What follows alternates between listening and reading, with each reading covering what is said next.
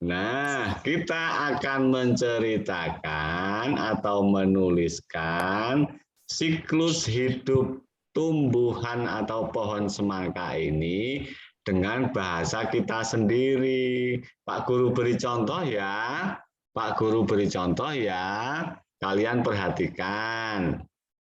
Nah, siklus hidup atau daur hidup semangka, daur hidup pohon semangka diawali dari biji semangka. Perhatikan ya. Nah, biji semangka kemudian berkecambah.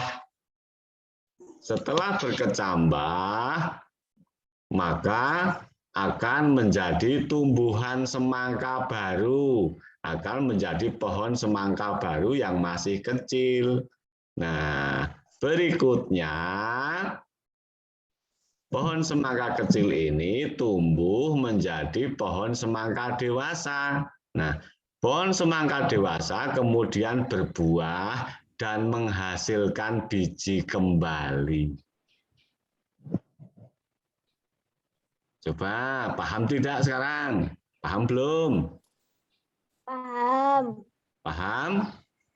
Nah, kalau sudah paham, sekarang coba kalian ceritakan dengan bahasamu sendiri. Daur hidup tumbuhan semangka ini, pohon semangka ini, mulai dari biji sampai menghasilkan biji kembali. Ya, kalian ceritakan di menu chat, tetapi kalian boleh menuliskan di buku tulis dulu. Setelah jadi nanti baru dituliskan di menu chat. Paham? Paham ya? Paham. Paham maksud Pak Guru? Paham. Kalian tuliskan dulu di buku tulis. Nanti kalau sudah jadi, kalian tulis di menu chat. Kalau masih bingung, perhatikan sekali lagi. Perhatikan sekali lagi, Pak Guru akan memberi contoh. Ya, perhatikan. Daur hidup pohon semangka dimulai dari biji semangka. Biji semangka kemudian menjadi kecambah. Setelah berkecambah, akan menjadi tanaman semangka baru yang masih kecil. Kemudian tanaman yang masih kecil itu tumbuh menjadi tanaman semangka dewasa. Setelah menjadi tanaman dewasa, maka dia akan berbuah dan menghasilkan biji kembali. Paham toh? Paham kan? Nah, sekarang coba tulis di buku tulismu, kemudian nanti pindah ke menu chat. Pakai bahasamu sendiri. Oke, tidak harus betul, tetapi usahakan betul. Usahakan benar. Tapi kalau masih salah juga enggak apa-apa, Pak Guru enggak akan marah. Kalian harus latihan sampai menjadi betul. Tapi kalau saat latihan itu masih melakukan kesalahan, itu biasa, wajar. Ya, coba Pak Guru tunggu.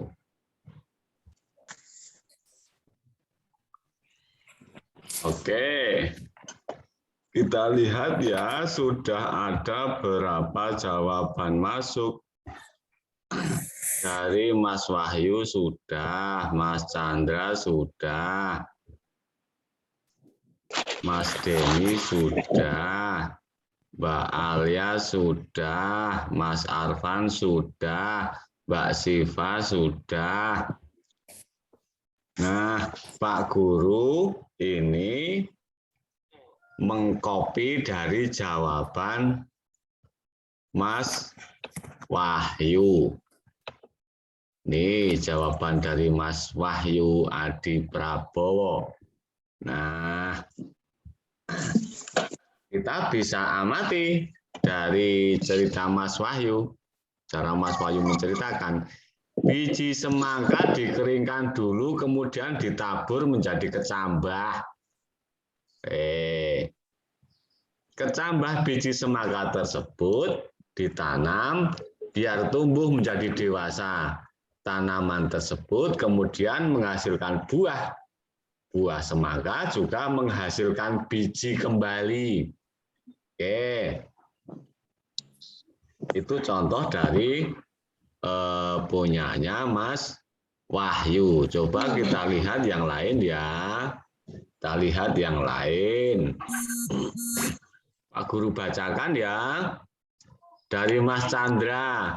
Pertumbuhan semangka dimulai dari biji, tumbuh menjadi kecambah, akan menjadi tanaman baru, akan jadi tanaman dewasa, akan berbuah menjadi semangka. Mas Chandra tanpa tanda titik, panjang sekali kalimatnya. Mas Chandra perlu diubah kalimatnya yang bagus ya Mas Chandra, kan nanti ditugas ya. Harus pakai tanda titik. Ya, kalimatnya yang baik ya. Kemudian dari Mas Denny, siklus hidup pohon semangka diawali dengan biji, terus berkecambah menjadi tahapan baru, terus menjadi tanaman dewasa, terus berbuah. Ini juga sudah bagus, sudah bisa, tapi penulisan kalimatnya saja yang belum benar, sama seperti punyanya Mas siapa tadi, Mas Chandra juga. Terus dari Mbak Alia, pertumbuhan semangka diawali dari biji tumbuhan menjadi kecambah, kemudian menjadi tanaman baru, terus menjadi tanaman dewasa, kemudian berbuah. Ini juga satu kalimat panjang sekali. Terus dari Mas Arfan, daur hidup pohon semangka dimulai dari biji semangka, lalu menjadi kecambah, lalu menjadi pohon semangka dewasa dan berbuah, lalu menghasilkan biji kembali. Oke, ini juga kalimatnya panjang sekali. Oke, dari Mbak Siva. Daur hidup pohon semangka dimulai dari biji. Biji tumbuhan menjadi kecambah. Lalu tumbuh menjadi tanaman kecil. Lalu tumbuh menjadi semangka dewasa. Pohon semangka dewasa berbuah lalu menghasilkan biji. Oke, kalimatnya sudah pendek-pendek, punyanya Mbak Siva. Terus punyanya Mbak Dea. Daur biji semangka, kok daur biji semangka? Daur hidup pohon semangka ya, dimulai dari biji. Perhatikan ya, biji semangka menjadi kecambah, menjadi tumbuh dewasa, dan menjadi berbuah. Seterusnya, biji kecambah, biji menjadi kecambah, menjadi tanaman baru, akan tumbuh dewasa dan berbuah. Mbak Dea, udah bagus, cuma kalimatnya nggak urut. Ceritanya nggak urut, belum urut punya Mbak Dea. Nanti perbaiki kembali ya Mbak Dea ya. Nanti perbaiki kembali saat menjawab tugas. Nah, Pak Guru lihat, ini punyanya Mas Adi, Wahyu Adi Prabowo, kalimatnya sudah pendek-pendek, sudah urutannya sudah benar, hanya tata cara penulisannya saja yang belum benar. Harusnya diawali huruf kapital tiap kalimat itu. Ini masih ada yang bukan huruf kapital, tapi sebagian besar sudah diawali dengan huruf kapital. Sudah lumayan bagus punyanya Mas Wahyu Adi Prabowo ini. Ya. Kalimatnya sudah pendek-pendek, terus urutannya juga sudah benar. Terus awal kalimat pakai huruf besar, kecuali ada satu ini. Pak Guru tunjukkan. Pak Guru tunjukkan ya. Yang ini harusnya ini K-nya huruf kapital ya. Nah, ini sudah. Udah bagus, lumayan Mas Wahyu Adi. Nah, cukup. Nah, satu lagi Mas Wahyu. Setelah menekan tombol titik, itu biasakan menekan tombol spasi. Jadi begitu titik, kemudian spasi dulu. Baru huruf kapital lagi kalimat berikutnya. Gitu ya, semua ya.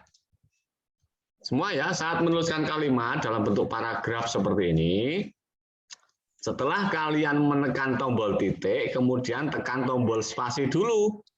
Baru kemudian huruf besar dan kalimat berikutnya. Begitu terus ya. Setiap kali mengakhiri kalimat itu harus menekan tombol spasi. Baik. Baik. Ini mau di screenshot tidak? Mau di screenshot tidak? Mau di screenshot boleh, silakan. Sebelum Pak Guru hapus. Sudah semua? Oke, Pak Guru hapus ya. Oke. Lanjut. Kita lanjutkan lihat bukunya. Kita lanjutkan lihat bukunya. Oke, ini tugasnya. Oke, sekarang kita belajar perkembangbiakan tumbuhan dengan tunas. Kemarin kita sudah sudah mempelajari tumbuhan apa saja yang tumbuh dengan tunas ya. Kemarin apa saja tumbuhan yang tumbuhan yang berkembang biak dengan tunas apa saja? Itu ada pohon pisang, ada daun cocor bebek, ada apa lagi? Kemarin yang dengan tunas. Bambu pakai tunas apa biji? Bambu pakai tunas apa biji? Tunas. Tunas. Kemudian kalau jahe pakai tunas apa biji? Tunas. Tunas.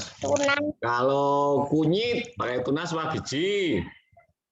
Tunas. Kemarin Pak Guru juga ambil daun sono keling itu pakai tunas apa biji? Tunas. Kalau pohon singkong kemarin pakai apa?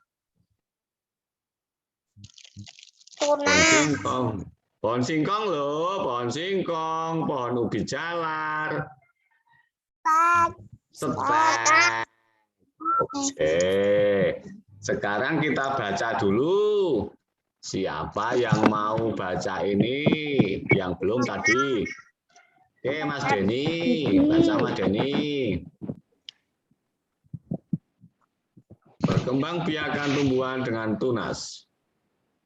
Perkembangbiakan tumbuhan dengan tunas.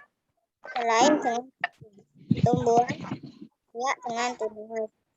Tunas adalah anakan yang tumbuh di dekat induknya.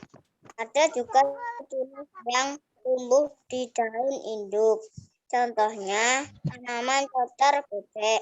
Salah satu contoh tumbuhan yang bertunas adalah pisang dan cocor bebek.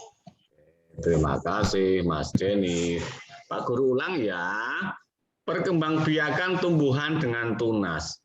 Selain biji, tumbuhan berkembang biak dengan tunas. Tunas adalah anakan yang tumbuh di dekat tumbuhan induknya. Ada juga tunas yang tumbuh di daun induk. Contohnya tanaman cocor bebek. Salah satu contoh tumbuhan yang bertunas adalah pisang dan cocor bebek. Oke. Lanjut ya. Siapa lagi yang mau baca? Siapa? Siapa yang mau baca? Saya. Siapa nama? Dia sudah tadi. Iya. Dia sudah. Mas Chandra, coba Mas Chandra. Mas Chandra biasa. Ayo Mas Chandra, nyalakan mikrofonnya Mas Chandra. Tunas pisang tumbuh dari batang ada di dalam tanah. Tunas pisang tumbuh menjadi tumbuhan baru di sekitar induknya. Tumbuhan cocor bebek kembang biak dengan tunas. Daun tunas cocor bebek tumbuh di tepi daun. Gambar tersebut adalah gambar pohon bambu, cocor bebek, dan pohon pisang. Oke, terima kasih Mas Chandra. Pak Guru ulang ya. Tunas pisang tumbuh dari batang yang ada di dalam tanah. Jadi batang pohon pisang itu di dalam tanah.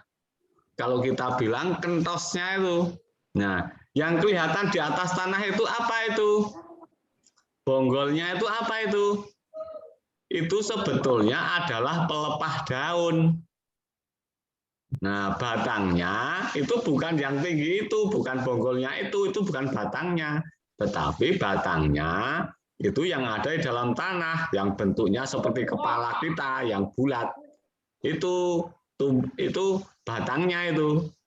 Nah, tunas pisang tumbuh menjadi tumbuhan baru di sekitar induknya. Ada yang menyebut sebagai anakan pisang. Nah, tumbuhan cocor bebek berkembang biak dengan tunas daun. Nah, kalau kita menanam cocor bebek, biasanya kita petik daunnya, kemudian kita tanam, maka akan jadi tumbuhan atau pohon cocor bebek baru. Mas Arfan ngantuk. Mas Arfan ngantuk. Iya, Mas Arfan ngantuk. Oke, lanjut ya. Tunas cocor bebek tumbuh di tepi daun. Nah, gambar tersebut gambar pohon bambu, cocor bebek, pohon pisang. Nah, yang di bawahnya ini adalah pohon bambu. Gambar pohon bambu. Aduh, hampir habis nih sesinya. Lanjut ya, siapa lagi? Pohon bambu. Yuk, siapa yang mau baca lagi?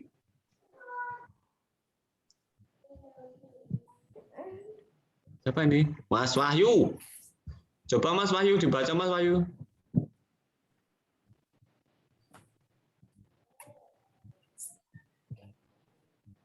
Mas Wahyu. Halo. Wah, ini loh Mas Wahyu kok hilang-hilang seperti ini loh.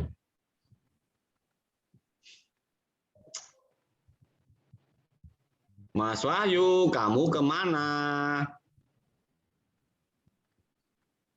Oke, selain Mas Wahyu, siapa? Mbak Dea, yuk, Mbak Dea, yuk. Pohon bambu.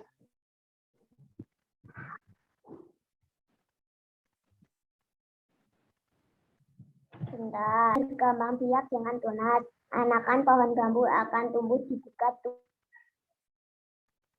bambu banyak manfaatnya. Salah satu manfaat digunakan untuk bermain. Oke, terima kasih Mbak Dea.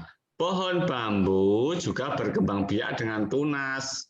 Nah, anakan pohon bambu akan tumbuh di dekat tumbuhan induknya. Batang pohon bambu banyak manfaatnya. Salah satu manfaatnya digunakan untuk bermain. Jadi pohon bambu itu berkembang biak dengan tunas.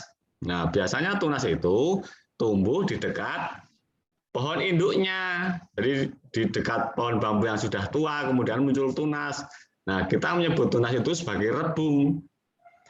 Rebung atau kita sebut bung. Nah, biasanya itu enak dijadikan sayur. Tunas pohon bambu itu ya. Nah, berikutnya ini adalah materi PCUK. Bermain apa ini?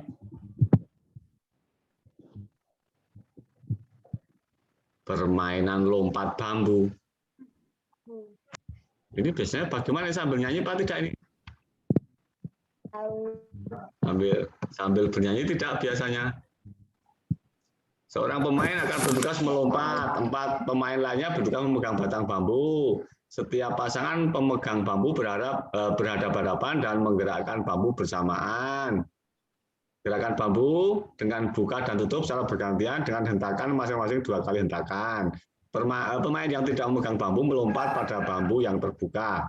Jangan sampai kejepit bambu. Nah, lakukan secara bergantian. Nah, pentingnya bekerja sama. Coba sekarang Pak Guru yang baca ya. Pak Guru yang bacakan ya, kalian perhatikan ya. Pentingnya bekerja sama. Bermain lompat bambu memerlukan kerjasama yang baik antara sesama pemegang bambu maupun pemainnya. Jika tidak ada kerjasama, akan membahayakan pemain dan pemegang. Tangan pemegang bambu bisa terjepit bambu jika tidak bekerja sama dengan baik. Kaki yang melompat, wale ini kalimatnya. Kaki pemain yang melompat akan tersangkut dan terjepit bambu jika tidak ada kerjasama yang baik. Selain kerjasama, konsentrasi pemain juga sangat penting saat bermain lompat bambu. Jika tidak berkonsentrasi, maka akan membahayakan seluruh pemain. Mas Dedi yang ngantuk. Coba sekarang kita jawab. Apakah kamu bekerja sama dengan teman saat bermain lompat bambu? Harus ada kerjasama tidak? Saat bermain lompat bambu itu? Harus ada kerja sama. Makanya ketika ditanyakan apakah kamu bekerja sama dengan teman saat bermain lompat bambu, jawabannya ya, harus bekerja sama. Bagaimana cara kamu bekerja sama? Bagaimana supaya kompak bisa bekerja sama? Caranya bagaimana? Caranya bisa sambil bernyanyi atau menghitung. Paling enak sambil bernyanyi, sehingga irama hentakannya sama. Ya, sambil bernyanyi. Besok Pak Guru PCUK pasti mempraktekkan itu. Kalau sudah tatap muka, barangkali. Kalau pas kalian nggak tatap muka ya, mungkin kalian bisa dengan teman-teman kalian berlima berlatih itu. Kalian bisa lihat video tutorialnya di YouTube, cari di YouTube, ada banyak. Cara bermain lompat bambu, biasanya sambil nyanyi. Oke, lanjut ya. Apakah cara yang membuat kamu berhasil bermain lompat bambu? Apa cara yang membuat berhasil bermain lompat bambu? Bekerja sama. Oke, caranya adalah dengan bekerja sama dan berkonsentrasi. Bagaimana caranya? Apa caranya?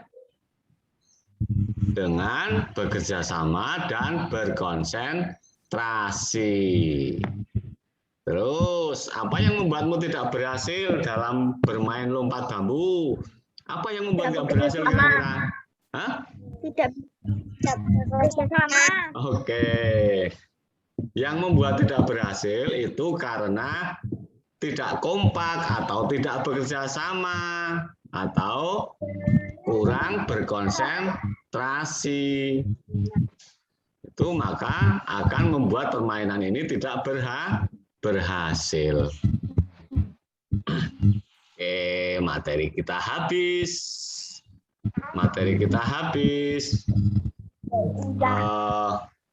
Tinggal 2 menit ya waktu Zoom-nya ya.